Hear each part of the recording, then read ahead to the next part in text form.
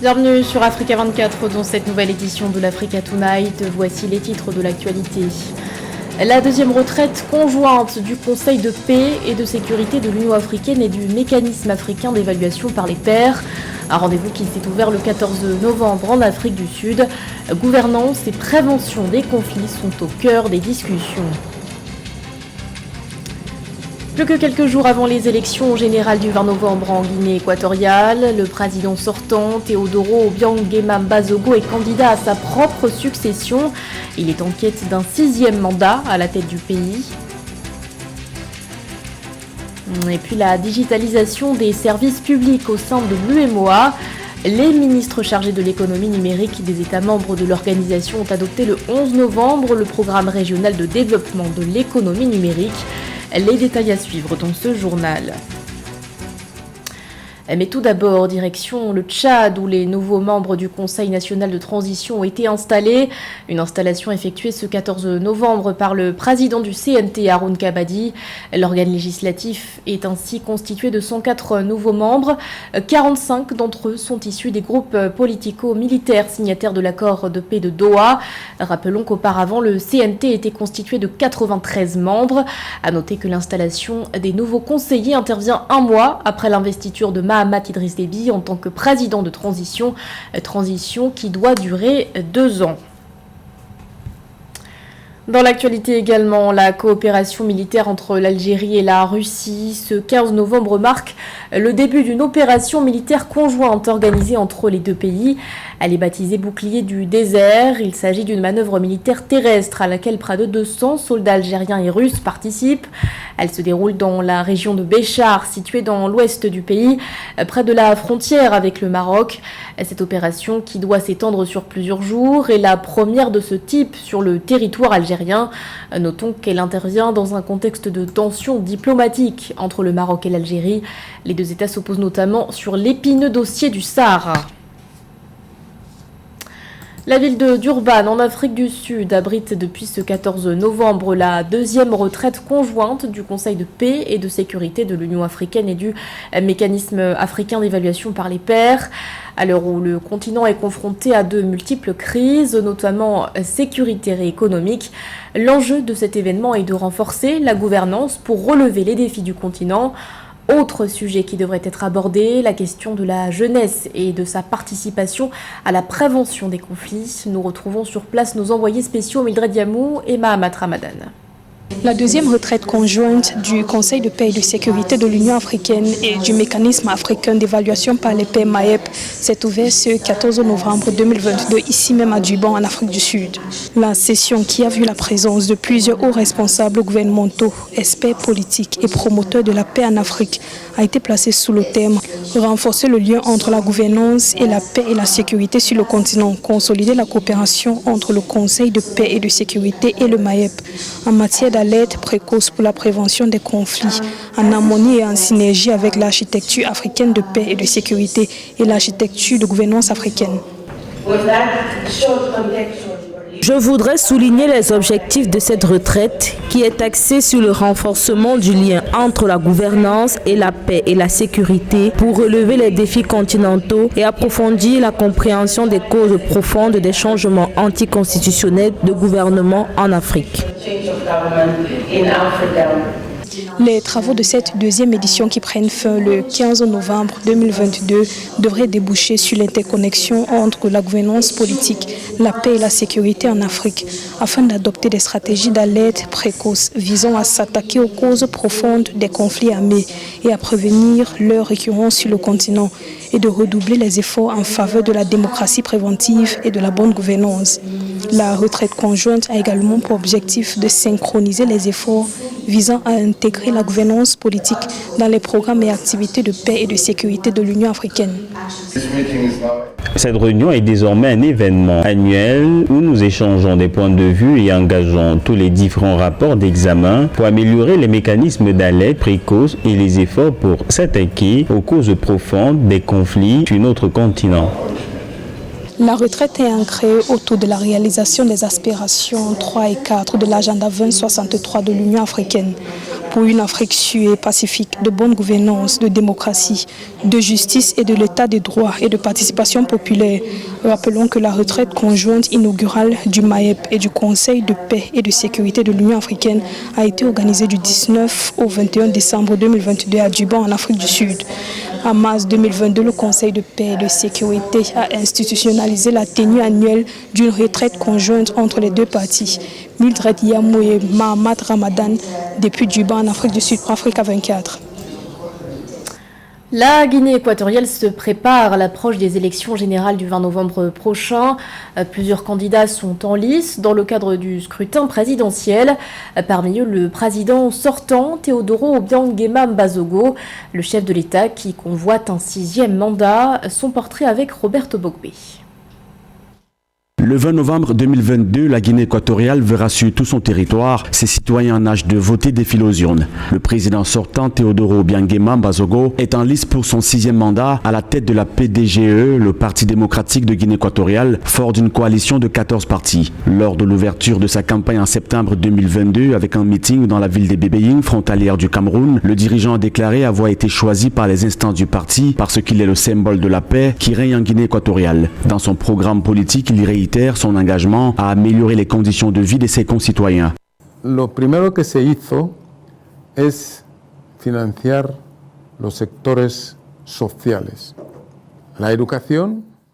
La première des choses que nous avons faites a été d'investir des fonds dans les secteurs sociaux, l'éducation, l'hygiène, l'environnement, donner aux gens de meilleures conditions de vie, combattre la pauvreté, éradiquer la famine en mettant l'accent sur les infrastructures nationales. Y también prestamos mucha atención, sobre todo, en la infraestructura del país. Réélu en 2016 avec plus de 93,7% des suffrages, le chef de l'État équato-guinéen compte poursuivre le développement de son pays au lendemain de la victoire qu'escompte son parti, le PDGE. Le sommet extraordinaire de l'Union africaine sur la situation humanitaire, le terrorisme, les changements anticonstitutionnels dans les gouvernements d'Afrique que son pays a accueillis du 25 au 28 mai 2022 a été une occasion pour le dirigeant de chercher des solutions aux conflits armés, aux implantations de déplacés, à l'insécurité politique et alimentaire, des problèmes qui plombent l'élan du continent. La République de Guinée équatoriale comprend avec plus de motivation que le continent africain doit entreprendre la lutte solitaire dans cette phase de son émancipation économique en mettant au service de ses peuples l'intelligence de ses dirigeants, l'ingéniosité humaine de ses citoyens et la force morale de leur nation pour marcher dans l'unité, la solidarité et l'harmonie de tous pour recouvrer leur personnalité juridique et l'identité de leur nation. Le président Teodoro Obiang Mbasogo est né le 5 juin 1942. Militaire de profession, il occupe plusieurs postes sous la présidence de Francisco Macias Nguema. En 1979, il devient le dirigeant de la Guinée équatoriale, d'abord comme président du Conseil militaire suprême, puis comme président de la République depuis 1982. Au Burkina Faso, les députés ont procédé ce 14 novembre à l'adoption du règlement intérieur de l'Assemblée législative de transition, une procédure qui intervient quelques jours après l'élection d'Ousmane Bougouma à la tête de l'institution. Le professeur de droit a été élu le 11 novembre dernier avec 65 voix en sa faveur. Parmi ses priorités, le président de l'ALT entend aider l'État à reconquérir les territoires occupés par les djihadistes. Joël Balou. À 41 ans, le docteur Ousmane Bougouma est élu président de l'Assemblée législative de la transition au Burkina Faso. Membre du précédent Parlement, il vient d'être porté à la tête de l'institution par la quasi-totalité des votants, par 65 voix sur 67. Jusqu'en 2024, il aura la charge d'accompagner le gouvernement de transition dans la reconstruction du Burkina à travers le vote conforme des textes de réforme prévus pendant la transition. Notre pays, le Burkina Faso, vit des moments difficiles de son histoire. L'heure n'est pas aux célébrations et aux réjouissances, mais plutôt à l'engagement et à l'abnégation au travail. Il s'agira de recueillir les contributions des populations à la base pour légiférer autrement dans le sens de leurs besoins. L'une des principales réformes attendues est l'adoption du projet de loi dans le cadre de la lutte antiterroriste. Pour mener à bien cette mission, les députés entendent se rapprocher du peuple afin de mieux contribuer à l'effort gouvernemental pour reconquérir les zones dépourvues de sécurité. Il faut dire qu'à ce jour, plus de 1 760 000 personnes ont été déplacées de leur ville d'origine à cause du terrorisme au Burkina Faso. Il a promis de gouverner autrement, de gouverner avec l'appui du peuple. Et c'est ce qu'on lui souhaite le plus naturellement possible. Parce qu'aujourd'hui, la priorité du Burkina Faso, c'est le retour de la paix.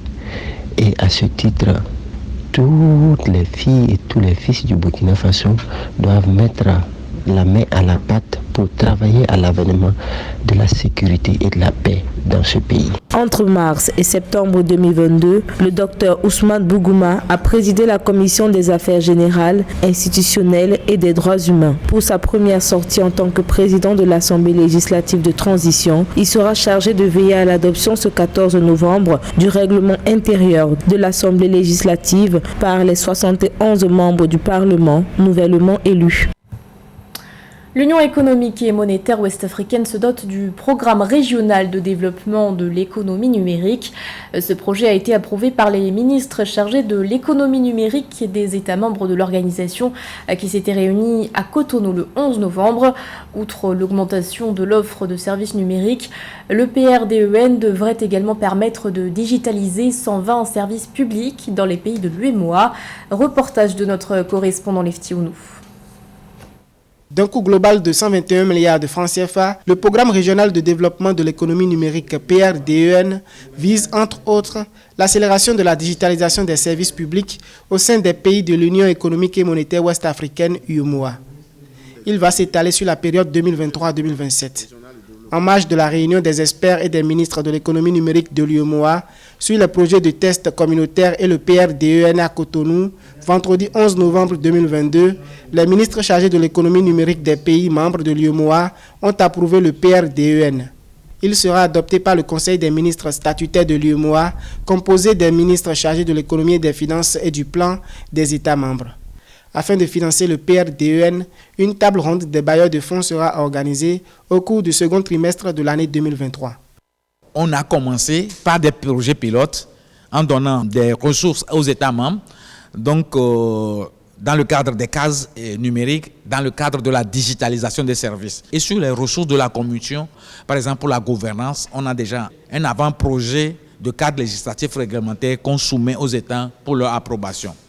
Le PRDEN comporte 4 grands axes stratégiques et 4 composantes, notamment le renforcement de la gouvernance du secteur de l'économie numérique, l'amélioration de l'accès des populations aux services numériques, l'accroissement de l'offre de services numériques, le développement de l'innovation et la recherche. Sur la composante offre de services numériques, la Commission de l'UEMOA, à travers le PRDEN, compte digitaliser 120 services publics dans les États membres. Nous sommes dans cette digitalisation pour le bien-être de nos communautés, pour le bien-être des femmes et des hommes dans nos pays. Et c'est important donc que nous puissions avoir cela également en tête dans la prise de ces différents textes, de ces différents programmes. À noter que dans l'espace UEMOA, le taux de pénétration de la téléphonie cellulaire est de 94% et le taux de pénétration d'Internet mobile de 37% selon les estimations officielles. Plus de 80 millions de comptes mobile money demeurent actifs, soit 63% de la population, ce qui génère plus de 2,7 milliards de transactions pour une valeur cumulée annuelle de plus de 29 000 milliards de francs CFA, soit plus de 48 milliards de dollars. Le chiffre d'affaires généré est évalué à plus de 3 200 milliards de francs CFA, soit plus de 5 milliards de dollars. Nous partons à présent en Tunisie où le village de la francophonie a été inauguré le 13 novembre à Djerba. Une inauguration organisée en amont du 18e sommet de la francophonie qui doit se tenir les 19 et 20 novembre. Plusieurs animations culturelles sont au programme, à savoir ateliers culinaires, expositions, spectacles, mais aussi conférences. Reportage de notre envoyé spécial Fraterne Dakia Isenga. Nous sommes ici au parc Djerba Explore où les activités du village de la francophonie ont été officiellement lancées ce 13 novembre 2022. Aaron Trimèche est chef cuisinier et formateur dans une institution de formation au métier du tourisme à Djerba. Lui et son équipe se dépêchent pour finir le menu du jour qu'il propose aux visiteurs du village de la francophonie. Un couscous au poulpe. En Tunisie, on l'appelle couscous belkarnit. Okay. Et de l'autre côté, ici, on va faire du brick au thon. C'est cette feuille-là, on va faire la démonstration tout à l'heure. Le couscous karnit, c'est une spécialité tunisienne. C'est de la semoule. Il y a une sauce tomate qu'on concocte avec des légumes et des poulpes. Pour permettre aux visiteurs de découvrir et de se familiariser avec les différentes facettes du riche patrimoine du monde francophone, 194 manifestations en provenance des 88 États et gouvernements de l'OIF ont été organisées, dont les ateliers de dégustation culinaire, une exposition sur la calligraphie, les projections des films et d'autres représentations artistiques et musicales qui vont se poursuivre jusqu'au 22 novembre 2022. Ce village de la francophonie, c'est plusieurs villages aussi, mais je dirais c'est ça qui fait le charme et la beauté de cette francophonie. La culture, le multilinguisme, et je dirais que chaque stand a sa particularité. Mais nous avons un point commun, qui est cette francophonie que nous portons tous via d'où nous venons. Et d'où nous venons, nous nous croisons. C'est ce côté humanisme qui est très important. Organisé en marge du 18e sommet de la francophonie, ce village qui se veut un espace de circulation des connaissances pluridisciplinaires s'inscrit dans la stratégie de l'OIF pour la promotion des échanges sur la base de la diversité. Placé sous le thème « Le village francophone et ses différentes composantes », ce village est un espace rassembleur axé sur la diversité et le partage culturel francophone. Ce journal a été réalisé par l'ensemble de la rédaction. Merci de votre fidélité. L'actualité continue sur Africa 24.